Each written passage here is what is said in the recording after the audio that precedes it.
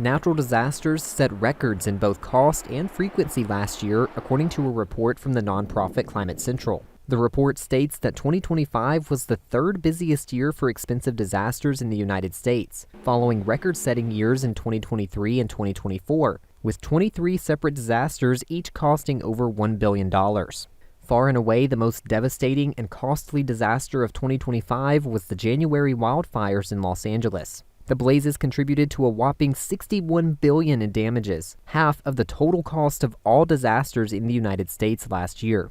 Notably, no hurricanes made landfall in the U.S. in the last hurricane season, but severe storms continued to set records. Severe weather dominated the year, with a record 21 severe storm and tornado events concentrated in a series of spring and summer outbreaks across the central U.S. The second most expensive disaster of 2025 was a round of severe weather that swept through the Midwest between March 14th and 16th. Over 180 tornadoes were reported across multiple states, including Missouri.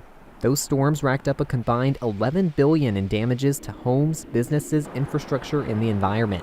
The third costliest disaster last year was another round of storms that impacted the eastern half of the country between May 15th and 17th, totaling over $6 billion in damages. This event includes the EF3 tornado that ripped through the St. Louis metro area on the afternoon of May 15th.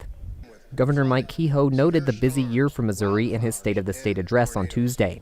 President Trump approved 5 federal disaster declarations, more than any other state, which affected 41 counties and the city of St. Louis. This reflects a national trend of an increasing frequency of disasters. The U.S. is experiencing a $1 billion disaster every 10 days on average, compared to every 82 back in the 1980s.